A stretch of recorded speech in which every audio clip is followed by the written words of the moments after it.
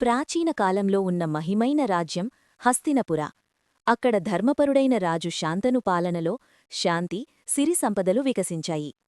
ఒక సాయంత్రం సూర్యాస్తమయం వెలుగుల్లో రాజు నదీతీరంలో నడుస్తూ ఉండగా అతని జీవితాన్ని మార్చే సంఘటన దగ్గరపడుతోంది.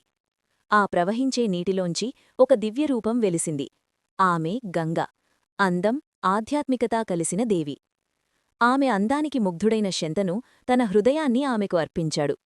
కాని ఆ ప్రేమకు ఒక షరతుంది. నేను చేసే పనులను ఎప్పుడూ ప్రశ్నించకూడదు అని గంగ చెప్పింది. వారి వివాహం రాజ్యంలో ఆనందాన్ని నింపింది. కాని ఆ ఆనందం వెనుక ఒక రహస్యం దాగి ఉంది. మొదటి శిశువు పుట్టినప్పుడు సంతోషం క్షణాల్లోనే విషాదంగా మారింది. తన వాగ్దానానికి బంధింపబడి రాజు తన బాధను మౌనంగా భరించాడు. ఒక్కొక్కరుగా 7 శిశువులు నదిలో కలిసిపోయారు. దుఃఖం మాత్రమే మిగిలింది. కాని ఒక తండ్రి హృదయం ఎంతకాలం తట్టుకోగలదు? చివరికి శంతను ఆగలేకపోయాడు. అప్పుడు నిజం బయటపడింది. ఆ శిశువులు శాపగ్రస్త దేవతలు. గంగవారిని విముక్తి కలిగిస్తోంది. తన కార్యం పూర్తయ్యాక గంగ వెళ్ళిపోయింది. కాని ఒక శిశువును వదిలి వెళ్ళింది.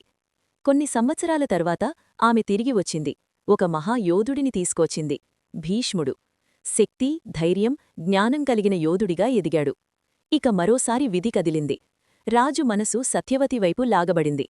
కాని ఈ ప్రేమకు ఒక కఠినమైన షరతుంది. అది రాజ్య భవిష్యత్తునే మార్చగలదు. తండ్రి సంతోషం కోసం భీష్ముడు ఒక భయంకరమైన ప్రతిజ్ఞ చేశాడు. అది యుగాలపాటు ప్రతిధ్వనించింది. కాని విధి మరోసారి దెబ్బకొట్టింది. వంశం అంతరించిపోవడానికి దగ్గరపడింది. దైవకృపతో కొత్తవారసులు పుట్టారు. వారిలో ధృతరాష్ట్ర మరియు పాండు ఉన్నారు. ప్రతి ఒక్కరి భవిష్యత్తు వేరు.